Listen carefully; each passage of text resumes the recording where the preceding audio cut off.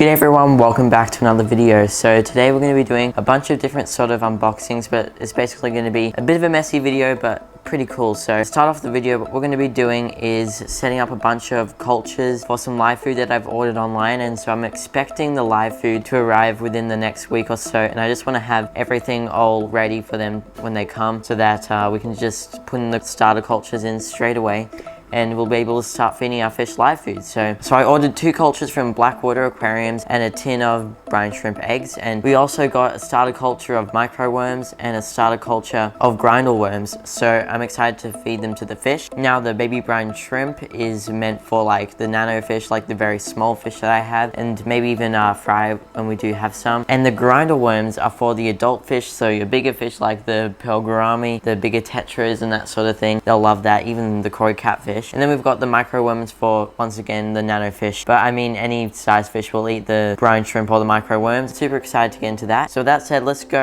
and make some little containers for our microworms and Grindal worms. Let's go do it. Okay, so we're going to start off with the easiest sort of culture to make. And it's actually pretty simple. I'm using Keeping Fish Simple's method.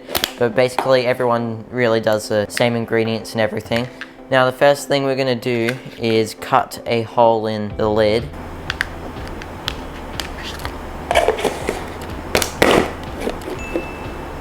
Alright, we just stabbed a hole in and we'll cut a little hole around it.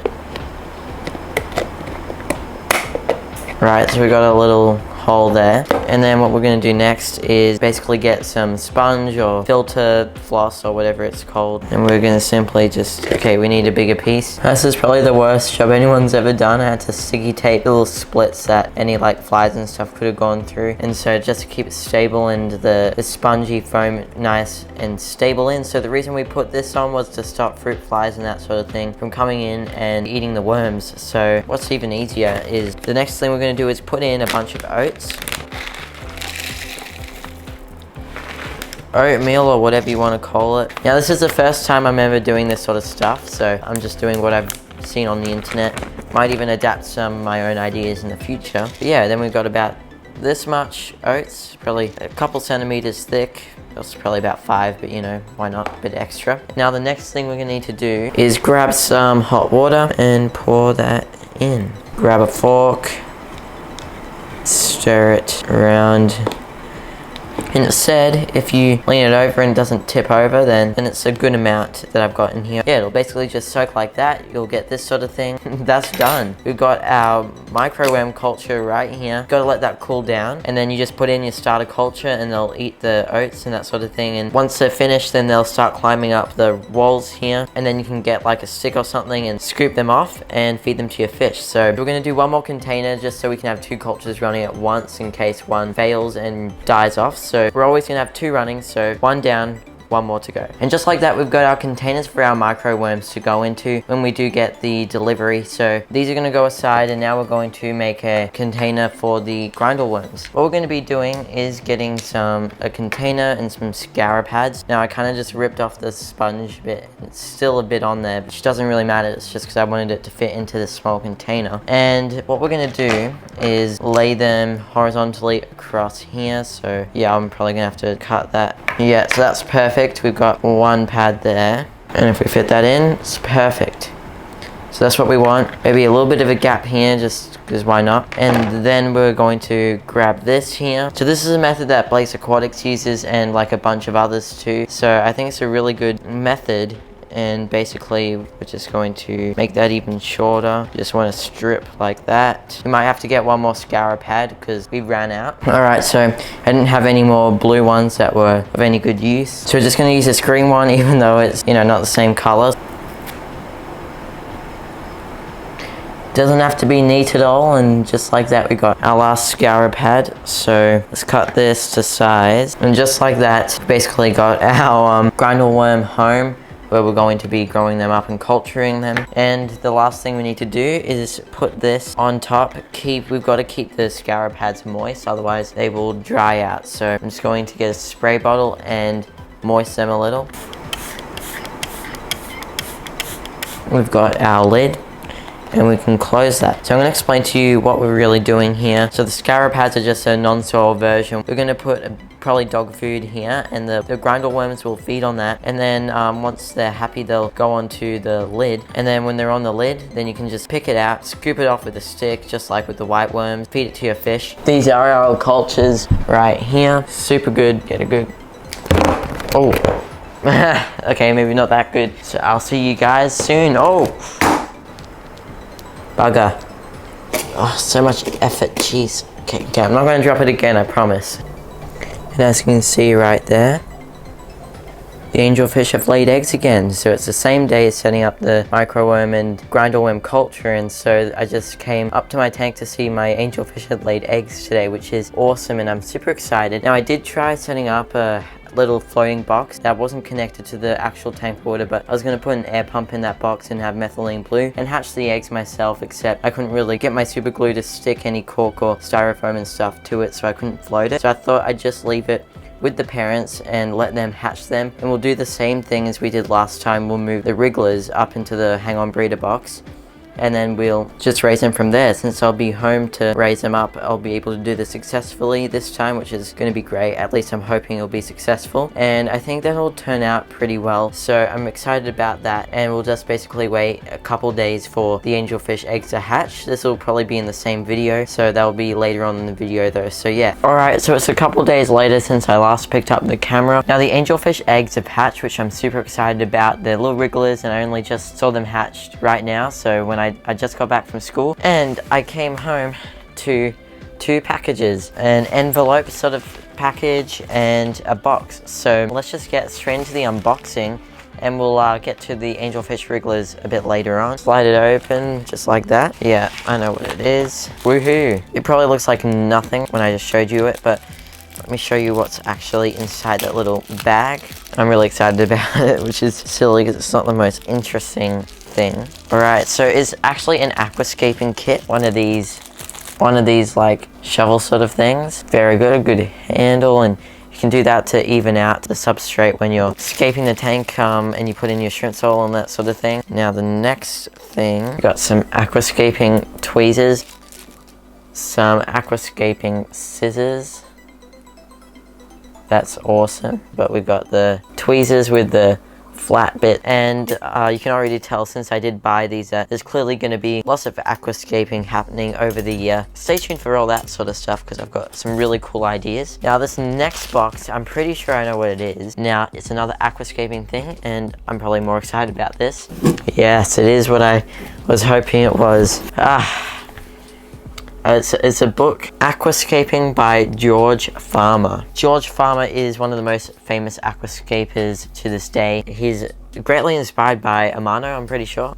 But man, I'm so excited. This is a little preview of what the book is. Pretty good. I don't want to spoil it, but yeah, this looks really good. Lots of information, and it looks like near the end, it's also got plant identifications that are more your high-tech plants that usually people don't really talk about. So yeah, just having a flick through it. But yeah, if you really want to get into aquascaping, I highly recommend you buy this book first, have a read through. But yeah, that's basically what we got. So we got aquascaping set. These cost around 20 Australian dollars, so pretty good price. Yeah, really love that. And then this book costs $26 Australian dollars, of course, because I'm from Australia. And yeah, so I guess just enjoy the rest of the video. So I didn't end up filming me basically using the little kit that I got, but it's a couple days later. I'll show you the little move around in a minute, but we've got another little parcel here, and I'm really excited about this one. This is the live food, at least I'm hoping. I don't know what else it'd be, so what I'm gonna do is just open it, and we'll take a look at what's inside. Okay, so I finally got it open, but let's open it up. First look, this is what we got. Yes, it is the cultures that I asked for. Amazing.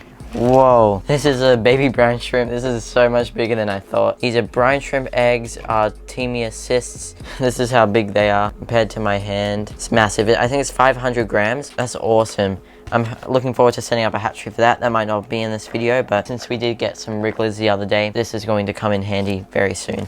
This must be the Grindal worms. Oh no, this must be the microworms. Alright, so we got microworms yeah, microworms in this bag here. It's literally just oat or whatever that is, porridge or something. It's just mushy, and it's if you look, the camera won't pick it up, but if I look super close I can see tiny worms. That'll be awesome. I'm not going to open that on my bed. But then the last thing, oh, with a scarab head too, they already had it with it. We've got Grindal worms. Hopefully they're still alive. It lets you also know that it will smell when you open it, which is very good. And it also says follow instructions on website on how to culture. Happy fish keeping. So we got this stuff from Blackwater Aquariums. Comes with a card too, which is awesome.